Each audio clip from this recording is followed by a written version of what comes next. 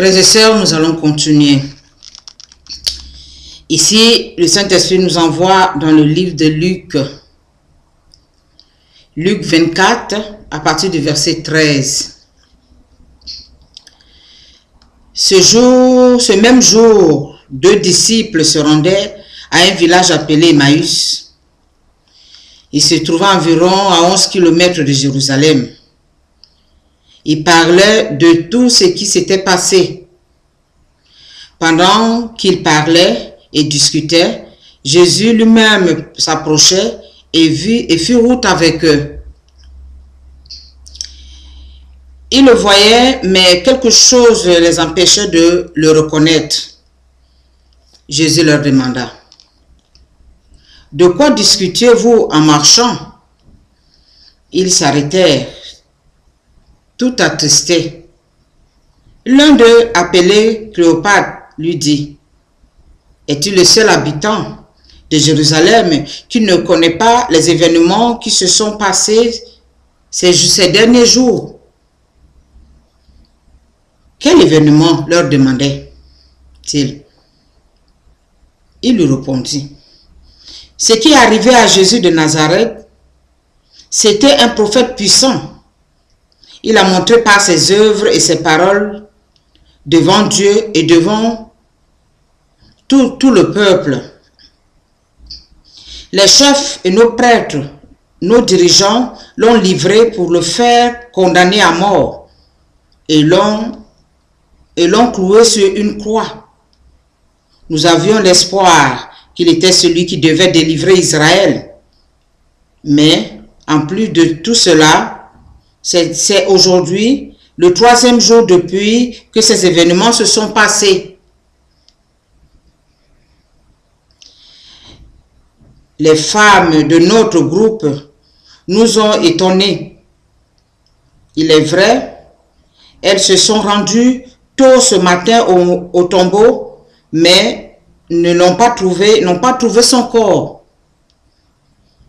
Elles sont revenues nous raconter que les anges leur ont apparu et leur ont déclaré qu'il était vivant. Et quelques-uns de nos compagnons sont allés au tombeau et ils ont trouvé tout comme les femmes leur avaient dit. Mais ils ne l'ont pas vu. Nous allons nous arrêter seulement là. Moi, quand je parle des disciples de Maüs, c'est quelque chose et c'est une parole qui m'a toujours enfermé dans ma foi. Parce que je vois combien de fois, souvent, quand on se met en confiance, on peut prendre même un peu l'exemple humain. Pour nous les femmes, peut-être que tu as ton mari, tu lui fais confiance. Tu lui fais tellement confiance que le jour qu'il te trompe, alors tu es complètement dépassé. Parce que tu te dis, mais je faisais tellement confiance à mon mari, mais pourquoi il a pu me tromper ainsi? Vice versa avec la femme, hein? Ton mari peut te faire confiance. Et voilà que toi aussi tu te mets à tromper ton mari. Dans les relations humaines, souvent, on est dessus. À plus forte raison encore, si on a fait confiance à un leader, Jésus était devenu le leader du peuple. Puisque le peuple attendait le Messie, le Sauveur. Ils étaient tellement opprimés à cette époque-là, ils se disaient, on va attendre, Dieu nous a promis que le Messie va arriver. Et quand ils ont vu ce que Jésus faisait, ils ont dit, voilà, on a trouvé notre Sauveur. On a trouvé celui qui va nous délivrer. Et voilà que ils ont tout laissé. Ces disciples-là de Maïs, ils ont tout laissé. Ils ont laissé leur village, ils ont laissé leur travail, ils ont laissé leur famille, ils ont tout laissé pour venir suivre Jésus. Parce que pour eux, ils ont eu un leader, ils ont eu celui qui va les sauver. Frères et sœurs, il arrive aussi dans notre vie qu'on soit déçus ainsi. Qu'on soit déçus avec les hommes. Parce qu'on peut faire confiance à un être humain. Nous sommes quand même des êtres charnels. On peut se frotter et se faire confiance. Mais arrivé à un certain moment, cette confiance-là n'existe plus. On est déçus. C'est ce qui s'est passé avec les disciples de Maïs.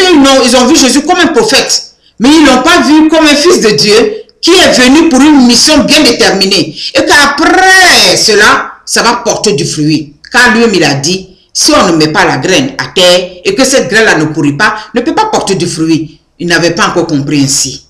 Nous sommes souvent là à comprendre ce que Dieu nous dit. Nous sommes souvent là aussi à voir les révélations de ce que Dieu met devant nous, surtout à travers la parole qu'il nous donne.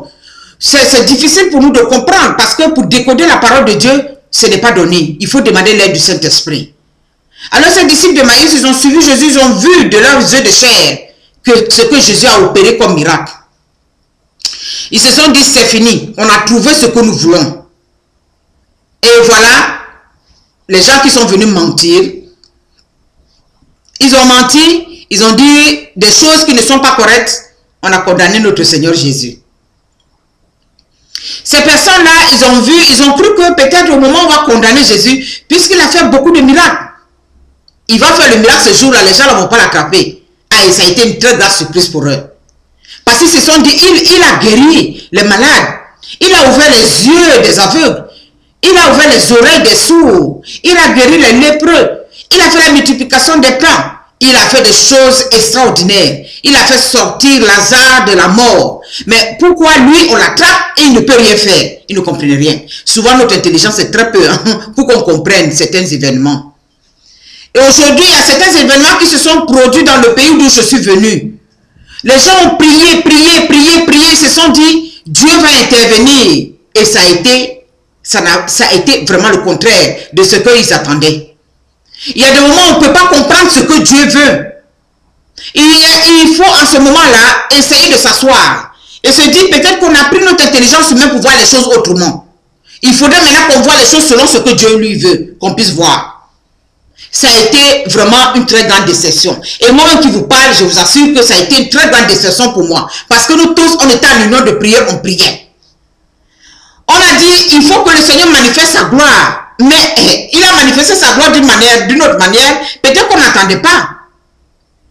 Et aujourd'hui, ce peuple, je suis sûr que ce peuple est confondu dans leur foi. Surtout les chrétiens de ce peuple-là, de ce pays dont je suis quitté, il y a une confusion dans leur tête, comme les disciples de Maïs. Ils se disent, mais on a prié Dieu, mais pourquoi Dieu nous a abandonnés ainsi? C'est ce qui est arrivé aux disciples de Maïs, ils se disent, mais celui qui faisait des miracles là, mais pourquoi on l'a attrapé? Il n'a pas pu dire, hâte, ne m'attrapez pas. Il n'a pas pu faire le miracle ce jour-là, il s'est laissé mourir. Et on l'a tué. On l'a tué, on l'a enterré. C'était une déception qu'on ne peut pas expliquer. J'étais à l'époque des disciples de Maïs, je serais plus dessus qu'eux. Parce qu'aujourd'hui, vu les situations dont nous vivons, et quand on prie, on prie, on prie, on voit que ces situations-là ne se tournent pas à notre faveur. On se dit, est-ce que Dieu existe? Je voudrais vraiment, à travers cette vidéo, dire à mes frères et mes sœurs que j'ai laissés derrière, qui ont prié, prié, prié pour le pays. Nous tous, on a prié ici, jeûné et prié. Le Seigneur a donné notre message. Le Seigneur a laissé faire certaines choses. Il sait pourquoi il le fait. Il sait pourquoi il le fait. Parce que si Jésus n'avait pas accepté, et si le Père n'avait pas accepté que son Fils vienne nous sauver, mais les hommes ne comprenaient pas qu'il va venir nous sauver. Comment?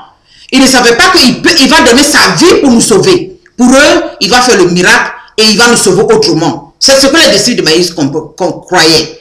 Mais voilà que Dieu, il nous surprend tout le temps, puisque notre intelligence est très peu. On est très à comprendre. Alors il a fait une autre manière pour que les gens ne comprennent pas. Souvent, il y a la confusion dans notre tête. Quand nous attendons que Dieu nous délivre, il y a la confusion dans notre tête.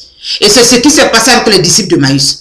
Quand Jésus est venu les rencontrer, ils disent, mais toi tu es un étranger, est-ce que tu n'as pas compris? Tout le monde a compris, même les gens qui sont lointains, ce qui est arrivé à Jésus de Nazareth, qui a fait des temps de miracles.